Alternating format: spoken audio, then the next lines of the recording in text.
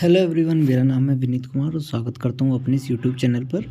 अगर आपने इस वीडियो के थंबनेल पर क्लिक करा है तो आप बिल्कुल एक सही वीडियो पर आए हैं, क्योंकि मैं आपको बिल्कुल सही जानकारी बताने वाला हूँ, टू द पॉइंट और बिल्कुल सही प्रोसेस में कि किन किन स्टेप्स पर यूपी पुलिस असिस्टेंट ऑपरेटर का डीवीपीएसटी होता है। क्योंकि मैं खुद गया था इस चीज़ को देखने के लिए, तो मुझे एक एक स्टेप्स मालूम है और जिन जिन बच्चों का हो चुका होगा वो लोग भी इस बात से एग्री करेंगे। अगर चैनल पर पहली बार आए हैं तो वीडियो को लाइक ज़रूर करना और चैनल को सब्सक्राइब करना, क्योंकि मैं ऐसी और भी इन्फॉर्मेटिव वीडियोस आप लोगों के लिए लाता रहता हूं। तो चलिए शुरू करते हैं यूपी पुलिस असिस्टेंट ऑपरेटर के डीवीपीएसटी की पूरी प्रोसेस, स्टार्टिंग से लेकर एंडिंग तक की। तो जैसा कि आप लोगों को मालूम है कि UP police DVP assistant operator के डीवीपीएसटी चालू हो गए हैं, जो कि 8, 9, 10 और 11 तारीख तक चलेंगे फरवरी की। और इसके बाद जो है आप लोगों के रनिंग के लिए आप लोगों को तैयार होना है, तो रनिंग के एडमिट कार्ड आप लोगों के बाद में आएंगे। तो फिलहाल जो सबसे पहला प्रोसेस रहता है यूपी पुलिस डीवीपीएसटी का, तो उसमें होती है सबसे पहले आप लोगों की एंट्री, जो कि 9 बजे से आपके एडमिट कार्ड पर दी हुई होती है। उसमें आप लोगों का पैनल लिखा होता है। इसमें 3 पैनल होते हैं। इसमें होता है P1, P2 और P3, यानी कि पैनल 1, पैनल 2, पैनल 3। आपका जिस जिस के एडमिट कार्ड की टाइमिंग के साइड में पैनल नंबर लिखा होगा। तो जैसे ही आप लोग वहाँ पर अंदर पहुँचेंगे तो आप लोग अपनी लिस्ट में अपने पैनल पे अपना सीरियल नंबर चेक कर सकते हैं। जो पैनल लिस्ट होती है वो 3 हिस्सों में बटी हुई होती है, 75, 75, 75। हर इसमें 3 पैनल में 75 75 बच्चे होते हैं। उसके बाद जो है आपको उसी हिसाब से अपना सीरियल नंबर चेक करना होता है और अंदर चेयर लगी होती है, 75 चेयर्स। ये मैं इसलिए बता रहा हूँ क्योंकि जिस डीवीपीएसटी को मैंने देखा था उसमें जो नंबर ऑफ़ स्टूडेंट्स थे वो 75 थे ईच पैनल में। ये कम भी हो सकते हैं, ज़्यादा भी हो सकते हैं, लेकिन मैक्सिमम 75 पैनल्स बच्चे ही मैंने एक पैनल में देखे थे, इसलिए मैं आपको ये जानकारी बता रहा हूँ। तो जैसे पैनल 1 हो गया तो इसमें टोटल 75 सीट्स रखी हुई होंगी और उनका अरेंजमेंट अलग अलग हो सकता है। वो 10-10 के पेयर में भी हो सकती है, 15-15 के पेयर में भी हो सकती है, या 12 या 13, जैसा उनको सफिशिएंट लगता है उस हिसाब से वो लोग पेयर बना के उनको रख देते हैं। तो आप लोगों को क्या करना होता है, आप लोगों को अपना पैनल के हिसाब से आप लोगों की वहाँ पे लिस्ट लगी हुई होती है। लिस्ट में आप लोग अपना अपना नाम चेक करेंगे और आपका सीरियल नंबर दिया हुआ होता है वहाँ पे। तो उस सीरियल के हिसाब से आपको अपनी कुर्सी पे जाके बैठ जाना है। बैठने के बाद जो नेक्स्ट प्रोसेस चालू होता है, जब सारे के सारे आपके ऑफिसर्स आ जाते हैं, तो आप लोगों का डीवीपीएसटी ये है कि अगर किसी का पीएसी लाइन में हो रहा है, सॉरी पुलिस लाइन में हो रहा है, तो वहाँ पर जो मल्टीपर्पज़ हॉल होता है उस मल्टीपर्पज़ हॉल के अंदर अरेंजमेंट करे हुए होते हैं।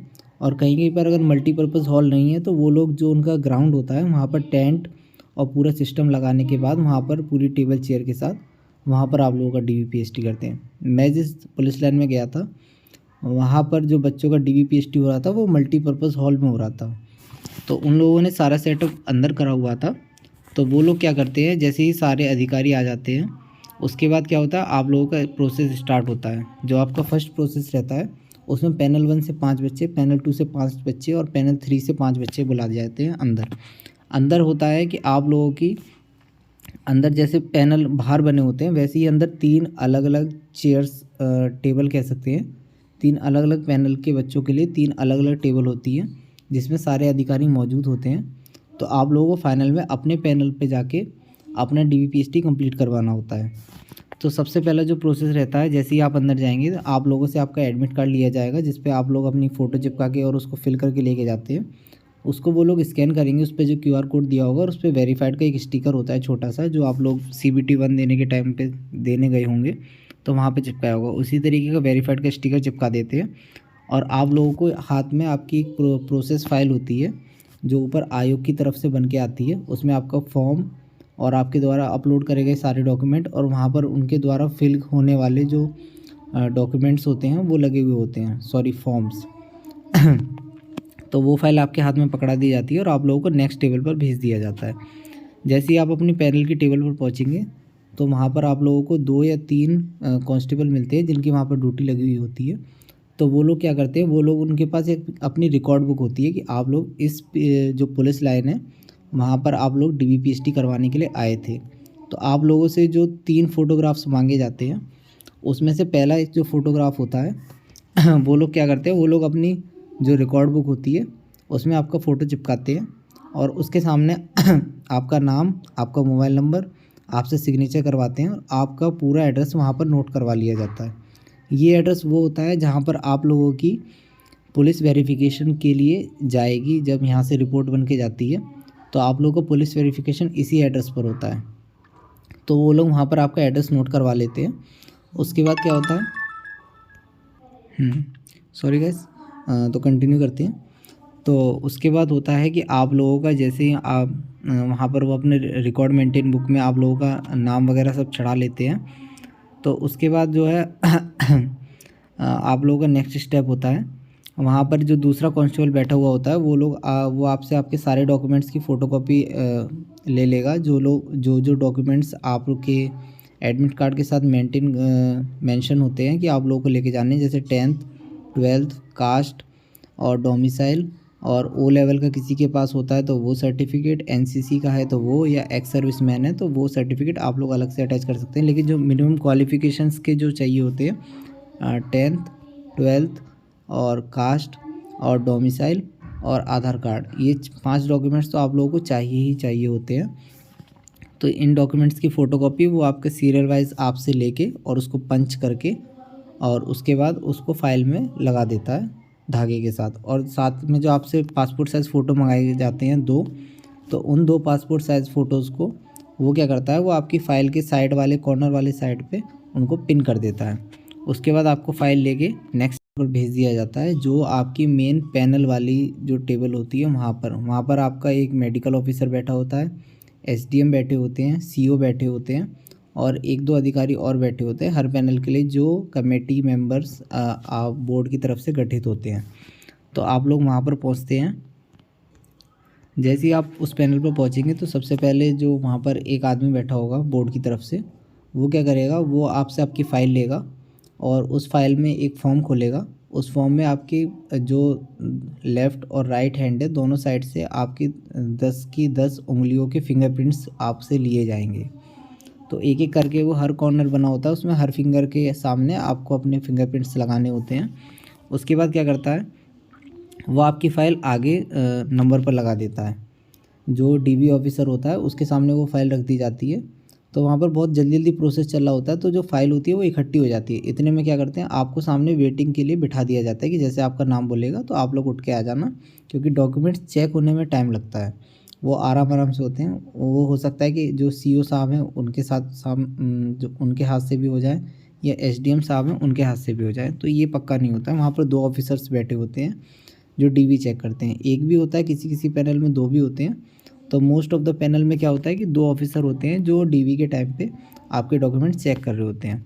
तो जैसे ही आपका नाम बोलता है आपको जाना होता है, जो डीबी ऑफिसर होता है वो आपको बुलाएगा और आपसे आपके ओरिजिनल डॉक्यूमेंट्स होते हैं उनको शो करने के लिए बोलता है। फिर वो एक एक करके आपसे 10th 12th कास्ट, डोमिसाइल और आधार कार्ड के अकॉर्डिंग आपकी डिटेल्स मैच करते हैं और उसमें सारे डॉक्यूमेंट्स को ओरिजिनल और फ़ोटोकॉपी से एक एक सीरियल नंबर, जो आपका नाम है, आपके फादर का नाम है, आपकी डेट ऑफ बर्थ है, आपकी मदर का नाम है, आपका हाउस एड्रेस है, वो सारी चीज़ें चेक होती हैं। आपका जो कास्ट सर्टिफिकेट का सीरियल नंबर होता है, उसका जो सर्टिफिकेट नंबर होता है, डोमिसाइल का सीरियल नंबर, डोमिसाइल का सर्टिफिकेट नंबर, ये सारे नंबर एक एक नंबर बहुत ही बारीकी से चेक किया जाता है। सारे डॉक्यूमेंट्स चेक होने के बाद आपकी फ़ाइल को एक नेक्स्ट वहीं पर साइड में एक ऑफिसर बैठे होते हैं जो मेडिकल ऑफिसर होते हैं, जो आपकी हाइट और चेस्ट के लिए वहाँ पर आए हुए होते हैं। तो उनके हाथ में फ़ाइल दे दी जाती है। साथ ही में आपको आपके कपड़े उतारने के लिए बोला जाएगा। जो अपर आपकी जो क्या कहते हैं, टी शर्ट या शर्ट जो भी आप पहन के जाएंगे, आपकी वो चीज़ उतरवा ली जाती है। नीचे जो आपने पैंट या लोअर पहना होता है उसको उतारना कंपलसरी नहीं होता है, तो क्योंकि ऊपर से आपकी चेस्ट नापनी होती है, तो इस वजह से उसको नापने के लिए आपके कपड़े ऊपर से उतारने के लिए बोला जाता है। एक कांस्टेबल जो बोर्ड के द्वारा वहाँ पर नियुक्त किया जाता है, वो आपकी हाइट नापेगा सबसे पहले। तो आपका एक प्लेटफॉर्म होता है स्क्वायर, और एक लकड़ी का फट्टा होता है। यहाँ पर इंची टेप मार्किंग लगी हुई होती है और यहाँ पर ऊपर एक मशीन फिट होती है। तो यहाँ पर आपको खड़ा किया जाएगा और वो ऊपर से नीचे की साइड उसको स्लाइड करेगा धीरे धीरे करके, और जहाँ पर आके वो आपके सर से टच हो जाएगा तो उसको अच्छे से बिल्कुल आराम से सेट करता है। ऐसा नहीं है कि बिल्कुल ज़्यादा दबाएगा उसको या बहुत ज़्यादा प्रेशर देगा, तो आराम से उसको सेट किया जाता है। जो मेडिकल ऑफिसर होते हैं वो एक साइड से देखते हैं और साथ में एक कांस्टेबल सामने से खड़ा हुआ होता है और एक जो हाइट नापने वाला होता है। तो टोटल 3 लोग होते हैं जो आपकी हाइट को नापते हैं। आपके पैरों को बहुत अच्छे से ध्यान से देखा जाता है कि आप लोग एड़ी तो नहीं उठा रहे हैं। आपके पंजे ऊपर उठवाए जाते हैं, दोनों पंजों को मिलवाया जाता है। उसके बाद आपकी हाइट ली जाती है। अगर आपकी हाइट बिल्कुल 168 आती है तो वो आपकी हाइट को 1 या 2 बार और एक्स्ट्रा चेक कर सकते हैं। अगर आपकी हाइट एक्स्ट्रा आती है इससे, तो आपकी हाइट को एक ही बार नोट करके पास कर दिया जाता है। उसके बाद सेकंड ऑप्शन आता है सेकंड जो काम होता है वो होता है चेस्ट चेक का। आपकी चेस्ट जब चेक होती है तो वो आपको खड़ा करते हैं और मैंने वहाँ पर जो देखा था उसमें क्या था कि उनके पास एक स्टील का इंची टेप था। जो आप लोगों ने देखा होगा कारपेंटर या मिस्त्री वगैरह यूज़ करते हैं, उस तरीके का था। कपड़े वाला जो इंची टेप होता है वो वहाँ पर नहीं यूज़ किया जा रहा था, तो वो स्टील का इंची टेप था, उसको यूज़ किया जा रहा था। उसकी मदद से आपकी जो चेस्ट है वो नापी जाती है, जो मिनिमम 79 और मैक्सिमम कितनी भी हो सकती है। और उसमें आपको 5 सेंटीमीटर का फुलाव चाहिए होता है। उसको करने के बाद क्या होता है जैसी आपकी हाइट और चेस्ट आपकी नप जाएगी तो आपको वो लोग बोल के बताते हैं, तो आप लोगों को पता चल जाएगा कि आप फिट हैं या अनफिट है।